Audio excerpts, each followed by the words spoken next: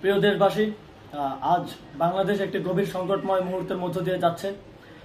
এখন পর্যন্ত আমাদের প্রাপ্ত খবর অনুযায়ী আওয়ামী লীগ, ছাত্রলীগ, যুবলীগের সন্ত্রাসীরা গুলি করে কুপিয়ে প্রায় 30-এর অধিক শিক্ষার ছাত্র জনতাকে হত্যা করেছে এবং দিন শেষ হতে হতে এই সংখ্যাটা কোথায় গিয়ে দাঁড়ায় আমরা জানি না।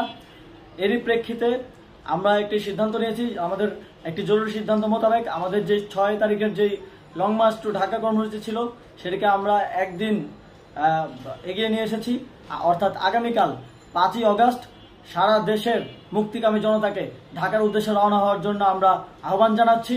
যারা পারবেন, যাদের পক্ষে সম্ভব হবে, আজ রাতেই আপনারা ঢাকার উদ্দেশ্যে রওনা হয়ে যান। আমরা আগামীকাল সারা দেশের মুক্তিকামী জনতাকে ঢাকায় আসার আহ্বান জানাচ্ছি।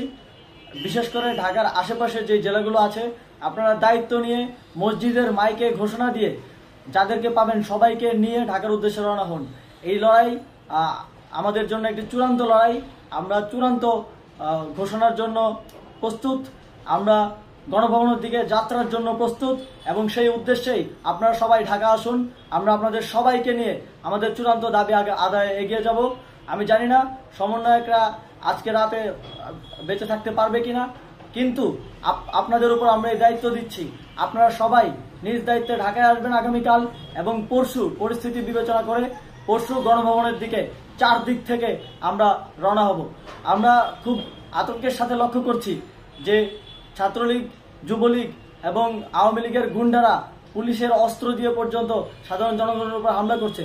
কিন্তু একটি সুখের খবর হচ্ছে, সারা দেশের বিভিন্ন স্থানে সেনাবাহিনী ছাত্র জনতার পক্ষে দাঁড়িয়েছে। আবার কিছু কিছু জায়গায় যেমন মিরপুর ও মোহাম্মদপুরে সেনাবাহিনী ছাত্র জনতার বিপক্ষে দাঁড়িয়ে গুলি চালাচ্ছে। আমরা সেনাবাহিনীর প্রতি আহ্বান জানাতে চাই, আপনারা এদেশের নাগরিক এবং আপনারা এদেশের নিরাপত্তার দায়িত্বে আছেন, এদেশের জনগণের যানবাহনের নিরাপত্তার দায়িত্বে আছেন। আপনারা দেশের পক্ষে এবং দেশের জনগণের জন্য কাজ করবেন। কোনো খুনি সরকারের জন্য, কোনো খুনি রাজনৈতিক দলের জন্য কাজ করবেন না। এটি এদেশের জনগণ আপনাদের থেকে প্রত্যাশা করে। আমাদের এই আন্দোলনে সম্পূর্ণ সমর্থন দিয়ে হয় নিরপেক্ষ থাকুন, অথবা এই খুনি বাহিনীকে, সরকারের খুনি বাহিনীকে প্রতিহত করুন, তাদেরকে যথাযথ শাস্তির আওতায় নিয়ে আসুন। যেই কারফিউ সরকারের পক্ষ থেকে ঘোষণা করা হয়েছে, আমরা স্পষ্টভাবে বলতে চাই, সেনাবাহিনী এই ধরনের কোনো কারফিউ বাস্তবায়নের জন্য মাঠে না নামে। যদি মাঠে নামে তাহলে সেনাবাহিনী স্পষ্টভাবে অফিসিয়ালি জনতার বিরুদ্ধে দাঁড়াবে। আমরা চাই না সরকারের এই ষড়যন্ত্রে সেনাবাহিনী পা দিক। সেনাবাহিনীকে জনতার বিরুদ্ধে দাঁড়ানোর যে ষড়যন্ত্র সরকার রচনা করছে সেটিতে সেনাবাহিনী পা দিবে না, এই বিশ্বাস আমরা রাখতে চাই। আওয়ামী লীগ আজ সারা দেশে তাদের খুনি বাহিনীকে নামিয়ে দিয়েও ছাত্র জনতার প্রতিরোধের মুখে টিকতে পারেনি। রাজপথের পরাজিত শক্তি হিসেবে তারা সেনাবাহিনী সহ অন্যান্য বাহিনীকে আমাদের বিরুদ্ধে কাজে লাগানোর চেষ্টা করছে।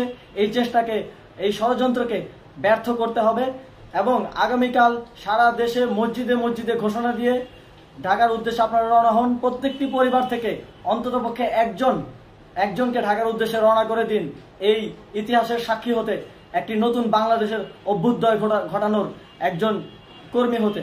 ধন্যবাদ সকলকে।